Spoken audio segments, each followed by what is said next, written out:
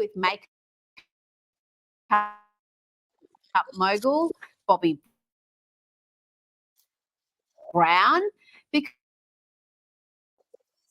the New York Post reveals here that others can't be right, Kinsey. Was there. I mean, there were some, Diane Sawyer was there. There were some very big names there, names that Meghan likes to have her name aligned with. Meghan reached out allegedly to Reese Witherspoon and tried to have her on the Archetypes podcast season 1. Was denied. We continuously hear the name Gwyneth Paltrow and Meg. There was a story that together, although we never saw photographs of that dinner either, but a source told News Nation that celebrities know that if they are in a picture with Meghan, it's a tacit approval of her to promote herself, that she can use to promote herself, and that Meghan can continue to show up at events where they are or move into their neighborhood, but they simply do not consider her their friend. And she may have had a film crew with her filming the next reality series / documentary. So I think that's another reason just to kind of steer clear of her, because you don't want to end up on that absolute mess of a reality show. I still haven't recovered from that last Netflix series. She talks here about her barely scraping the surface of how bad she felt during her time in the royal family. When you've been through any level of pain or trauma, mine is being able to be really open about it. And I haven't really scraped the surface on my experience, but I do think that I would never want someone else to feel that way. And I would never want someone else to be making those sort of plans. And I would never want someone else to not be believed. So if me voicing what I have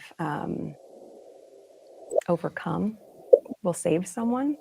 Kinsey, why are we revisiting this all over again? It really does feel like deja vu all over again. Look, I think a cynical person might look at the amount of attention that the King and Kate have received over their cancer diagnosis and wonder why Meghan Markle is bringing up an incident that occurred 5 years ago during such a turbulent time health-wise for her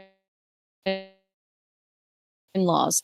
I have had friends that reached out to me and said, Catherine has cancer, no longer with us because of online bullying. I feel like a much more powerful message would be to focus on those families. Meghan Markle was suicidal in a castle and fled to America, where she lives with 2 beautiful babies, rescue chickens, and palm trees that hold hands in a Montecito mansion. She has a loving husband. She survived. She's thriving.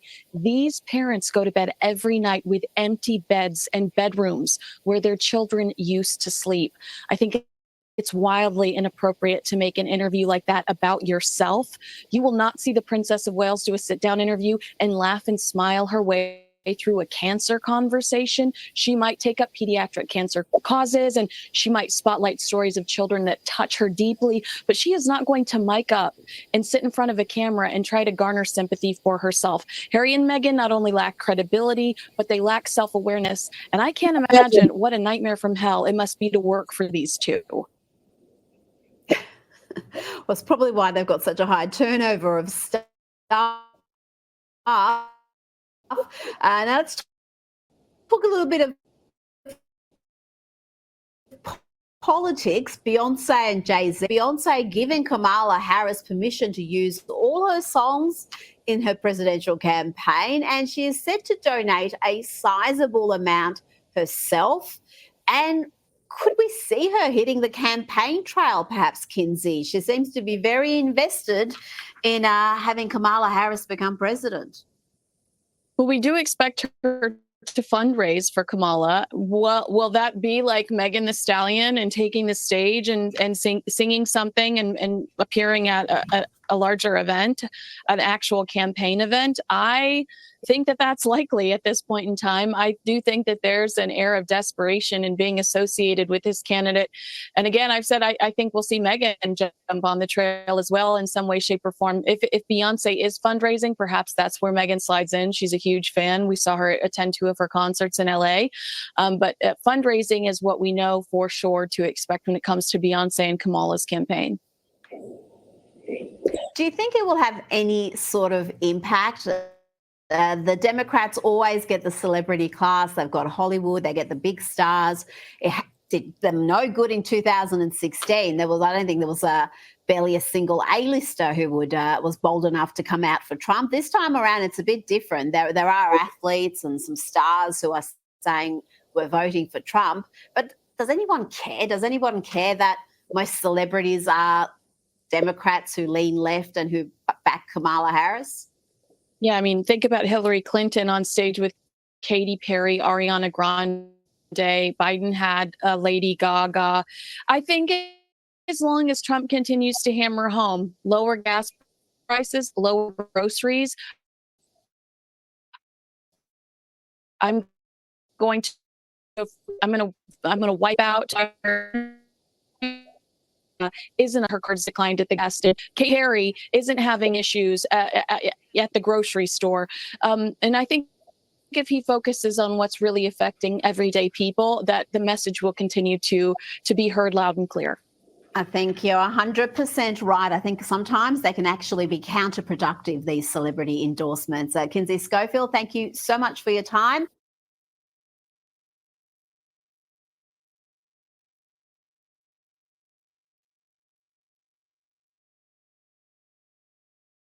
Has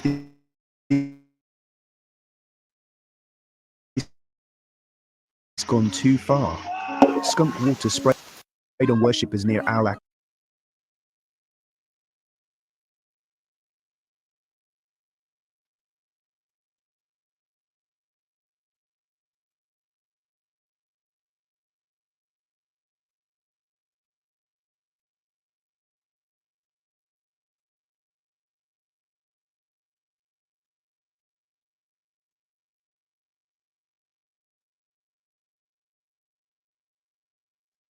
I would like to have a very serious conversation between you and I about that. We could do it on my podcast, wherever. Yeah, sure. I'm happy to delve into that and take that very seriously. But the disclaimer here is that I don't think that Harry and Meghan are in a position to be the authorities on it.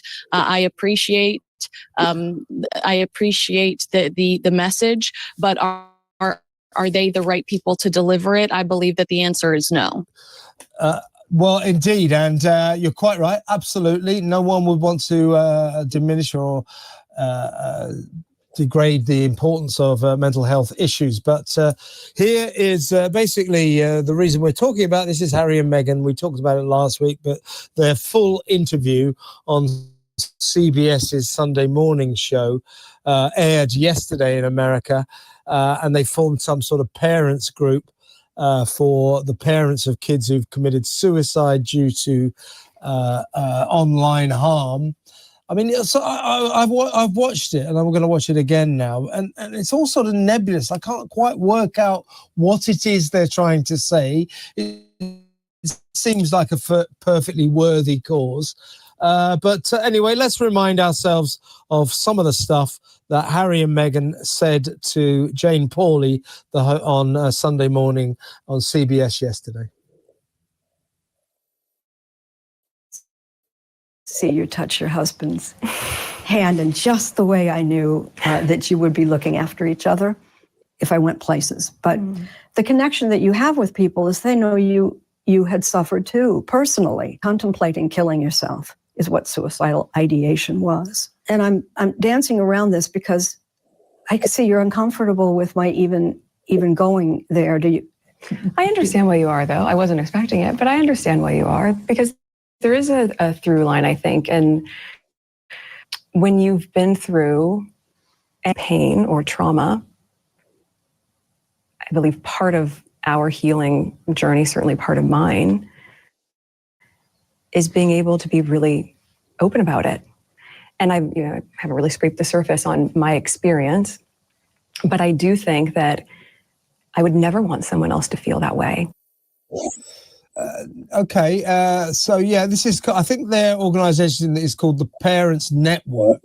And this interview took place at some place near Santa Barbara, at a rather nice kind of sort of hut or cabin in the hills above the above the sea there, the Pacific Ocean. And it's Harry and Meghan went to meet a group of parents who, all of whom have suffered the tragedy of losing their children, who they later found out were kind of influenced by online activity. So it's a Parents Network, but I couldn't quite work out exactly what it was that this organization was going to do.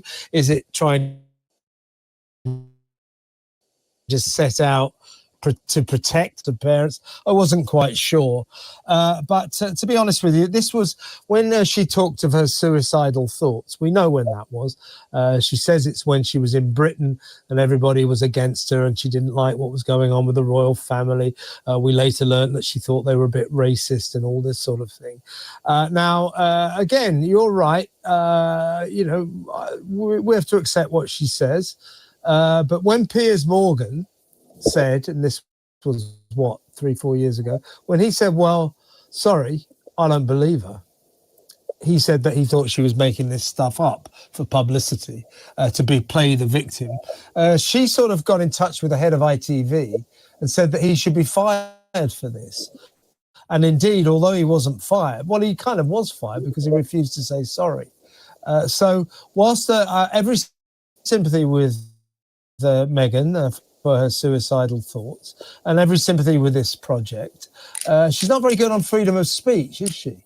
If someone wants to say, well, I don't quite believe you, she goes about trying to get them sacked from their job. Exactly. And yeah, so the Parents Network program, they call this a free support service for parents in the US, UK, and Canada dealing with social media's impact on children. I believe they also introduce other parents that have lost children to each other so that they can kind of utilize each other's strengths and lean on each other after this horrific incident. But, if the objective is to put a spotlight on children that are no longer with us here on this earth because of online bullying, I feel like a much more powerful message would be to focus on those families. I've said this before, I think it's worth repeating. Meghan Markle was suicidal in a castle and fled to America, where she lives with 2 beautiful babies, rescue chickens, and palm trees that hold hands, and a Montecito mansion. She has a loving husband. She survived. She's thriving. These parents go to bed every night with empty beds and bedrooms where their children used to sleep. I think it's wildly inappropriate to make this interview about Meghan. The reporter knows if she asks a question like that, the interview is going to become about Meghan. Meghan is savvy enough to know that now the line that everybody's going to use is that she's only scraped the surface, which sounds like a veiled threat to the royal family about what she could say going forward about her time in the British royal family. I think Harry and Meghan not only lack credibility in this particular topic, I think that they lack self-awareness. Where is their concern for their family's mental health? Catherine's, when Omid Scobie was accusing her of racism. You're going to stomp out cyberbullying, yet you continue to include model Chrissy Teigen in your world, in your friendship circle, in your jam promotion. Chrissy Teigen told a 16-year-old girl on the internet to go kill herself, Kevin. I mean, that's the child that's being the problem, bullied isn't right it? there. I mean, so I just think that these two are not the vehicle. I applaud the program. These two are not the vehicle. Yeah, I mean, we've got to be, I don't want to have a go at the reasons they're doing this. I think their hearts might be in the right place, but there's always this suspicion. Looking at that, there's always this suspicion that it's all about them. This is a way that they've devised to make them look like caring, sharing people who really, really do care about the plight of children online and the plight of parents who lose their children. And, who are we to say that they don't? But it does come across to me like a good excuse to make them look like great people on American television. Simple as that. And I would also suggest that based on past activity, it seems that Harry and Meghan utilize extremes. They weaponize extremes so that we are in a position to hesitate critiquing them or to question them. Racism. I was paralyzed after the Oprah Winfrey interview. I was not in a position to question whether or not the royal family was racist. We all had to take Meghan Markle's word for it after that interview. Otherwise, we were told that we were racist for not pushing back on that claim. Suicide, mental health, I'm never going to touch that because it is such a sensitive topic. But it's as if that they use these extreme topics to kind of pin you in a corner where you're unable to question their motives, unable to question their sincerity and the authenticity of their objectives. And what I'd like to see, Kinsey, is exactly what the Parents Network has achieved in 6 months' time or a year's time. How many times have we heard them before launching their various projects? And you never really hear of it again. Archewell seems to specialize in great charity initiatives that never come to very much. What has the Archewell Foundation really achieved in the big picture ever, really? Just seems to be virtue signaling announcements. We're going to do this. We're going to help that. We're going to help these people. We feel so sorry for these people. Right, we've been on TV now. Let's go. Let's move on. Nothing else ever seems to happen, does it? Remember Meghan's 40 for 40 initiative for her 40th birthday? This weekend was her 43rd birthday. And on her 40th birthday, she launched with Melissa McCartney, the actress, that campaign where women were going to mentor younger women for 40 hours. There was no follow-up. You know, there were supposed to be these big celebrities involved mentoring younger women. We never got a follow-up to that. I think you're absolutely right. There is a blitz, a PR blitz to announce something good that they're doing, and then they'll add themselves to other charities that are already pursuing something. Remember when Archewell donated funds or something to a global vaccination group during the COVID pandemic so that vaccines were going to be available worldwide. Archewell kind of took that whole campaign and took credit for it when they just kind of inserted themselves in something that existed already. So we haven't seen Archewell do anything start to finish. I don't really think we've seen anything other than maybe they built a playground. They helped build a playground in Texas after there was a shooting at an elementary school there. But when it comes to tangible evidence, when it comes to proof, there's little to none over what Archewell actually executes. Yeah, I mean, I'm sure they've achieved some admirable feats, but as you've just been describing, but not a whole lot, really. Put it this way, the noise they make about their charity efforts far outweighs the reality of what they actually seem to achieve. Do you see what I'm saying? I do. And I also think that you and I are almost on a weekly basis having a conversation about how Prince Harry would like to get back in the door with the royal family, get back into the royal fold, how ultimately that's all he knows. And there's a homesickness. There is really a lack of purpose without that part of his life. And I sit down and I watch a conversation like that, and I know that Meghan has to know when she's making statements like, oh, I haven't even scratched the surface, it's going to bring up the Oprah Winfrey interview. Now everybody's rehashing some of the most damaging to your relationship with your family commentary. And what is Harry thinking? What is Harry thinking? Well, I guess I better not hop on that plane for my reunion with my dad that I was pursuing later in the summer. I mean, I think we have to accept that they have no intention of reuniting with the royal family because their actions say otherwise. They continue to speak in a way that harms the family and that makes people critical of the family, I just don't think that there is going to, and if they continue to behave this way. Yeah, last question, kind of moving on. I think we spoke about this briefly last week. So they've announced their next weird pretend royal tour. So having a few months back gone to one of the most dangerous countries in the world, Nigeria, we've got to hand it to them. They found somewhere that's more dangerous, Colombia. This from a guy, Prince Harry, who says, I will never bring my wife, and by extension, I think his kids. He hasn't mentioned his kids, but he won't bring his wife back to Britain because he says it's too unsafe, because he won't get a gun guard from the police. He says that that makes it way too hazardous to bring his family back to Britain. And yet he's off to Nigeria. He's going to even more dangerous Colombia. What goes on in his head? Yeah, I think just this is further proof that this is all a hissy fit that Prince Harry is pitching, because he wants to make his father look like the bad guy. The Daily Beast reported over the weekend that Harry really felt like the king should step in the way that the Queen had stepped in for Prince Andrew to ensure that he would continue to get security.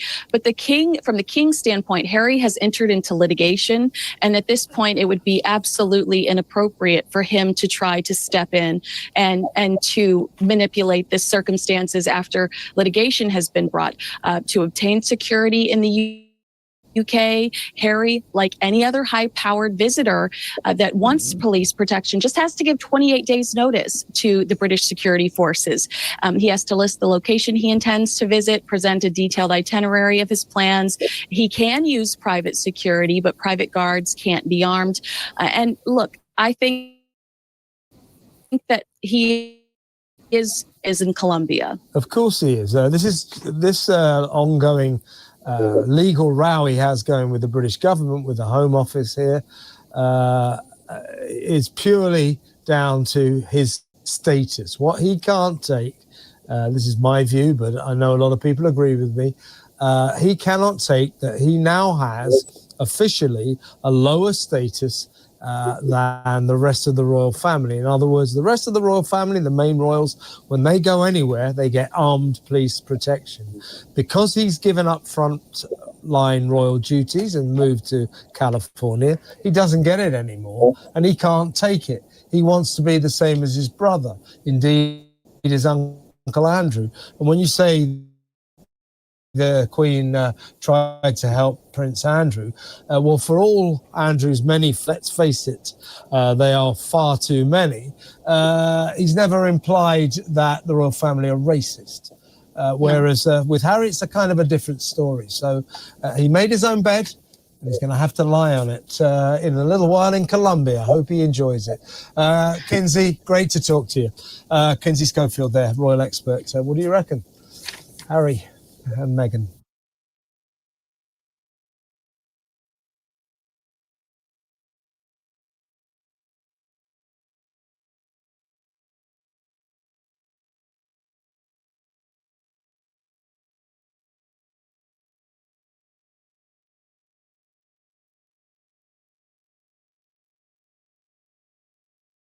I've just seen the Birmingham footage of Muslim.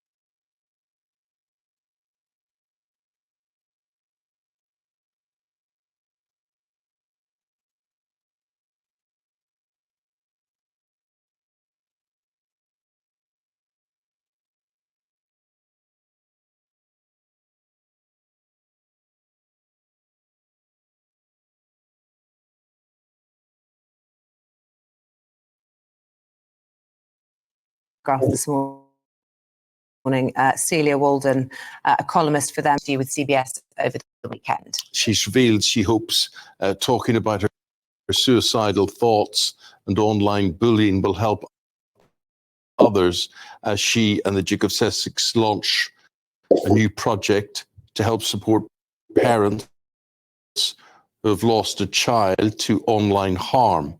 Well, here's a quick preview of that interview. There's a through line, I think, and when you've been through any level of pain or trauma,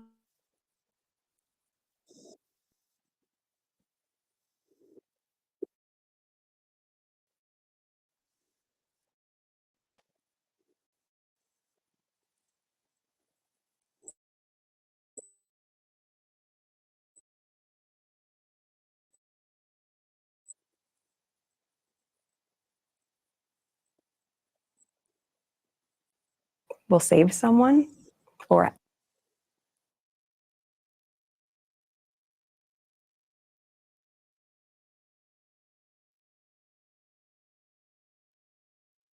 asks or encourage someone in their life to really genuinely check in on them and so everything's okay, then that's worth it. I'll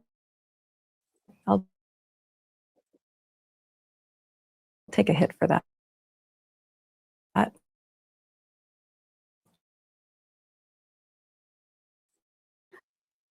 The words of the actress Meghan Markle. Let's go to the network program is, an important program connecting people that have lost their children so they have a community that they can lean on and a community that helps them navigate such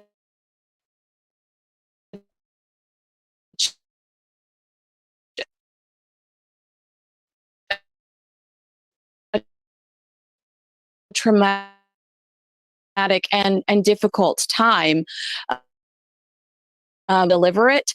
I would argue that about her and Meghan because she received one of those infamous jars of jam. But Chrissy Teigen is famous in the States for telling a 16-year-old girl to be the internet police and manage online bullying. She should probably start closer to home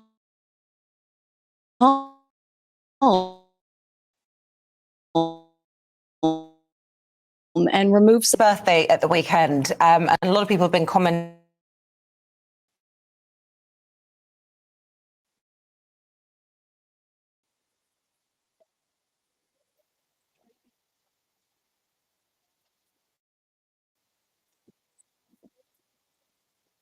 It's going to dredge up that Oprah Winfrey interview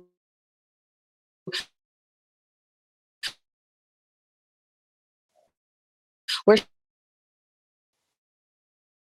she accuses the British royal family of not helping her through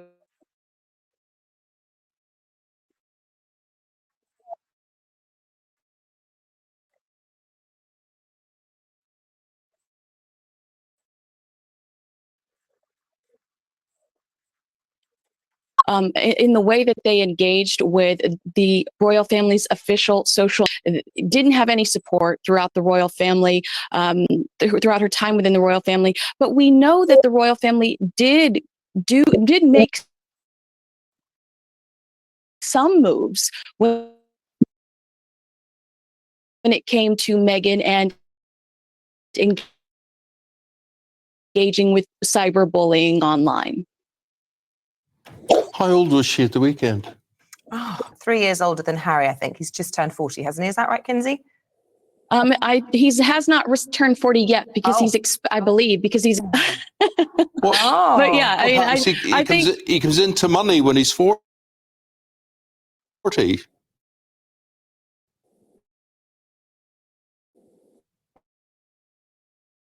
Yeah, yes, he's supposed to receive his share. He turned 40.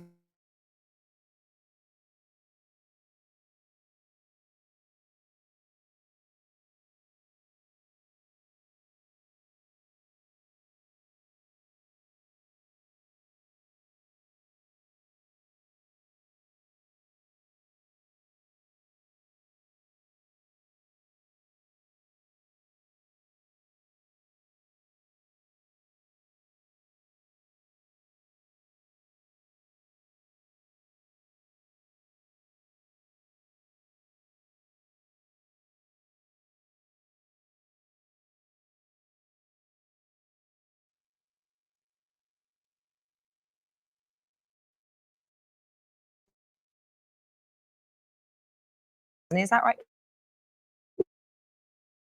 Lindsay?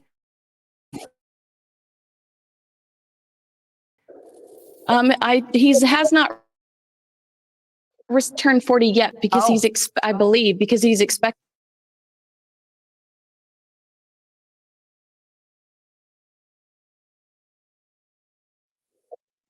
Wouldn't that Because be nice as a thing? You turn 40 and get a Gosh, big payout Yes. from Granny. I Great can't Granny. wait till I turn 40. That would be good.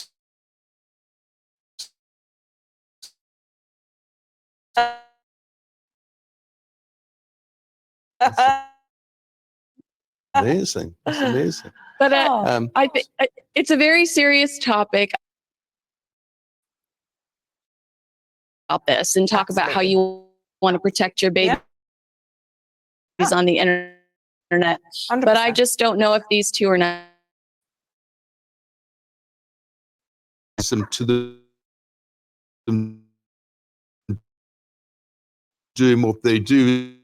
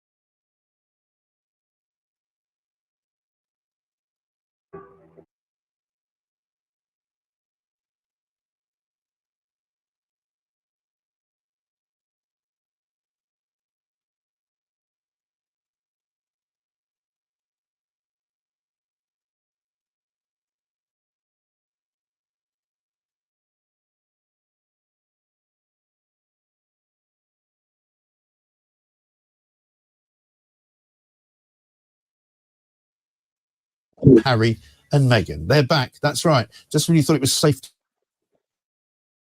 Mental health. When you've been through any level of pain or trauma, I believe part of our healing journey, certainly, is being able to be really open about it. And I haven't really scraped the surface on my experience, but I do think that I would never want someone else to feel that way. Oh, dear. It's just a big sigh, really, isn't it? Fine. LaDonna, a very good morning to you. And a very good morning to you. How are you? I'm all right. I mean, considering we're in the land of the rioting season, and things are looking pretty hairy at certain parts of the country, it's always good that we can be diverted, though, to talk about the lovely Harry and Meghan and how tough their lives have been. Well, it's one of those things where that I've worked in the mental health sphere quite a bit. I was on the board of the American Foundation for Suicide Prevention, San Diego chapter. I lost my stepmother to suicide. And the thing about suicide and suicidal ideation is that, number one, it's contagious. And number two, it doesn't really know any boundaries. So everyone from Meghan and Harry can feel these things to Rishi Sunak, to the guy who's fixing your road down the street. And so, just because I don't necessarily like them as people, it doesn't mean that I can say I don't think that they've felt these things, or I don't think that they can feel this pain, because I think you absolutely can. You can speculate for yourself as to why you think that might be, but in a lot of cases it is desperately serious. And I agree with one thing that they're doing, and that's going after social media and saying that it needs to be more responsible, especially when it comes to kids. Kids are under an enormous amount of pressure today, both mentally, physically, and with all of the criticism that comes in that you and I did not experience. We were so fortunate that we didn't. I really do agree with what they're doing, and so I can't bash them as much as I don't like them. Well, I can. And the reason I can, I'll tell you, is not because of what the message is, but it's all about them. It's not, the problem for me is it's all very well raising awareness and all that kind of thing. But the problem is it all seems to be always about them. And I'd rather see them actually doing something with whatever it is that they think they can help with, rather than just going on TV shows and talking about how terrible it's been for them, which is what it kind of comes across as. That's my objection to it. Of course, all the things you say are perfectly valid, and yes, people can suffer from it, and yes, you know, raising awareness of it is fine, but they can do so much more than that. I would agree. I mean, they've got a heck of a platform. But every time we do see them on TV, you know, we hear quite a bit of whinging, and then we hear just a little bit of substance. And I appreciate the substance, while I still just, you know, am not terribly fond of them as people. I can just appreciate the substance. And I wish that they did make it more about other people, which they seem to be doing a little bit in branching out with kids. Yeah. And again, you know, I can appreciate that. The thing about mental health is it does seem to be affecting more and more and more of us. And we don't seem to be seeing a lot of advancements in that world. And that's what I would like to see. You have a boatload of money. Why don't we get some money into research? Why don't we find out how these things are really affecting kids? Why don't we really make that push? You know, you can do that in a very substantive way. And that's something that I would love to see. And rather than just saying, you know, social media is toxic, which we all know it is, you know, use your influence to go and have a conversation with Elon Musk, or go and talk to, you know, Mark Zuckerberg and see what you can get them to agree to do, if possible. They have a whole lot more access than you or I. Well, exactly. And I like to think we're both very powerful people, but we are just not that powerful, are we? Well, we just aren't in comparison, you know, but that is the trouble. But again, the thing that I think turns people off, the two of them, is that it's totally always about them. It's never really about anybody else.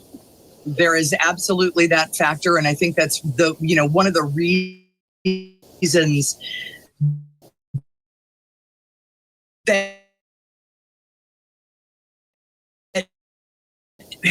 that they're so hard to take is because they come from communities that other people just don't have to get help, to get assistance, and also to move forward in spheres like this.